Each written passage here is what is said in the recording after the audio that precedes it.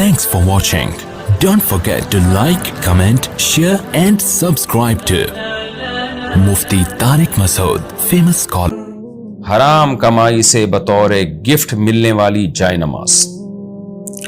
کسی نے پوچھا ہے جی میرے ماموں نے جائے نماز گفٹ کی تھی. میرے ماموں بینک میں کام کرتے ہیں تو میں نے اس جائے نماز میں جتنی نمازیں پڑھی ہیں کیا وہ مجھے دوبارہ لوٹانی پڑیں گی؟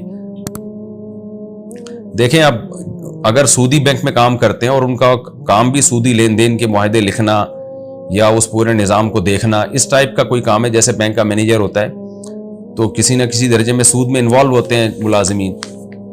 تو بعض شعبے بینک میں ایسے ہیں جس میں سود میں ذرا بھی انوالومنٹ نہیں ہوتی. جیسے چوکیدار ہے وہ تو صرف پیسوں کی حفاظت کے لیے بیٹھا ہوا ہے.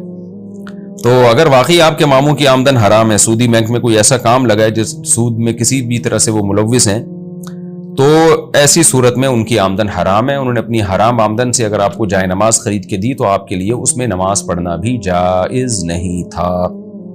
تو اب آپ نے اس میں جب نماز پڑھ لی ہے تو اس کا استعمال ناجائز تھا, استعمال کر لیا آپ نے. اگر آپ کو مسئلے کا علم نہیں تھا, پتہ نہیں تھا آپ کو, تو پھر تو آپ کی نماز ہو گئی. اور جو نمازیں آپ نے پڑھی ہیں وقت کے اندر اندر ان کو لوٹا لینا لازم تھا اگر آپ کو پتہ چل گیا کہ یہ حرام آمدن سے لی گئی ہے.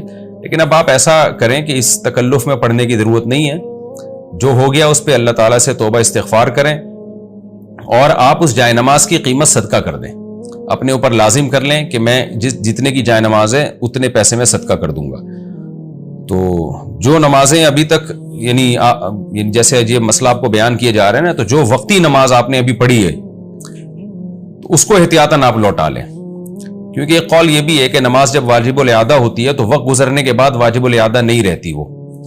تو چونکہ یہ نماز حرام جائے نماز پہ پڑھی ہے تو واجب الاعادہ ہے, تو جس نماز کا ٹائم ابھی باقی ہے اور آپ نے وہ پڑھ لیا تو اس کو تو لوٹا لیں. جو ماضی کی نمازیں ہیں وہ اللہ تعالیٰ انشاءاللہ قبول کرے گا اور آئندہ اس میں احتیاط کریں. اور آپ چاہتے ہیں جائے نماز رکھنا تو اس کی قیمت صدقہ کر کے جائے نماز استعمال